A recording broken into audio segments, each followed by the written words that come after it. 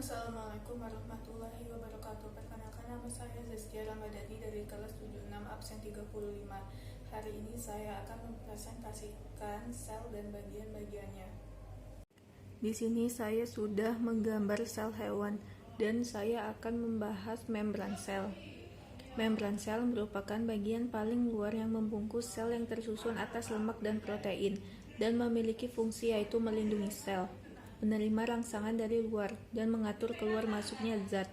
Yang kedua, retikulum endoplasma. Bagian sel yang berbentuk seperti benang-benang yang ada di inti sel. Retikulum endoplasma terbagi menjadi dua, yaitu retikulum endoplasma halus adalah tidak melekat dengan ribosom, dan retikulum endoplasma kasar adalah melekat pada ribosom.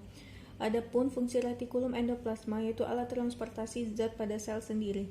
Sintesa protein mensintesis lipid dalam sel dan membantu dalam detoksifikasi. Yang ketiga ada sitoplasma. Sitoplasma merupakan cairan sel kecuali nukleus atau inti sel dan organel.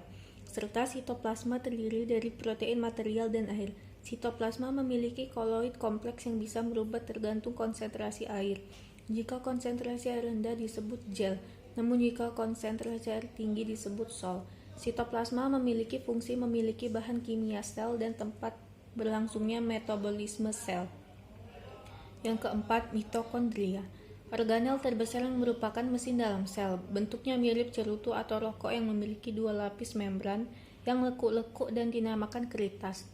Oksigen dan glukosa berkombinasi dalam membentuk energi yang dibutuhkan untuk metabolisme dalam organel. Mitokondria dalam bentuk tunggalnya disebut mitokondrion, memiliki fungsi menghasilkan energi dalam bentuk ATP dan respirasi seluler. Yang kelima, lisosom. Organel yang berupa kantong terikat di membran yang berisi kandungan enzim hidrolitik yang dipakai dalam mengontrol pencernaan intraseluler dalam keadaan apapun. Dan fungsi lisosom adalah sebagai pemasukan makromolekul dari luar menuju ke dalam sel dengan mekanisme endositosis, mencerna materi dengan memakai fagositosis, mengontrol pencernaan intraseluler, dan penghancuran organel yang rusak. Ribosom, organel sel yang padat dan kecil, berdiameter 2 ON yang terdiri atas 65% RNA ribosom atau penyusun utama ribosom dan 35% protein ribosom atau RNP. Di dalam sel, ribosom terikat pada retikulum endoplasma kasar atau membrana inti sel.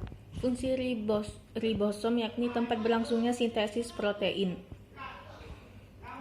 Sentriol yang berbentuk tabung yang bisa ditemukan pada bagian sel eukariota dan berperan dalam pembelahan sel. Sepasang sentriol yang membentuk struktur gabungan disebut sentrosom. Sentriol berfungsi sebagai proses pembelahan sel dalam bentuk benang spindle dan berperan membentuk silia dan flagella. Badan Golgi atau aparatus Golgi yaitu organel yang dikaitkan dengan fungsi ekskresi sel dan dapat ditemukan di semua sel eukariotik dan terdapat fungsi ekskresi. Fungsi badan Golgi adalah membentuk vesikula untuk ekskresi, membentuk membran plasma, membentuk lisosom, dan memproses protein. Nukleus, inti dari sel yang mengatur dan mengendalikan aktivitas sel untuk metabolisme maupun kepembelahan sel. Fungsi nukleus yakni tempat terjadinya replikasi untuk menjaga integritas gen-gen, mengontrol aktivitas gen dengan mengelola ekspresi gen, mengendalikan proses metabolisme dalam sel dan menyimpan informasi genetik. Nukleolus yaitu daerah yang terdapat di dalam inti sel atau nukleus yang bertanggung jawab pada pembentukan protein menggunakan RNA atau asam ribonukleat. Fungsinya bertanggung jawab dalam pembentukan protein.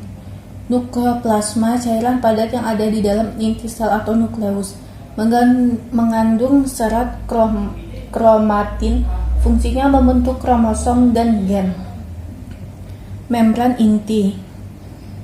Elemen struktur struktural utama nukleus yang membungkus keseluruhan organel dan memisahkan antara sitoplasma dan daerah inti. Fungsinya sebagai pelindung inti sel atau nukleus dan tempat pertukaran zat antara materi inti dan sitoplasma.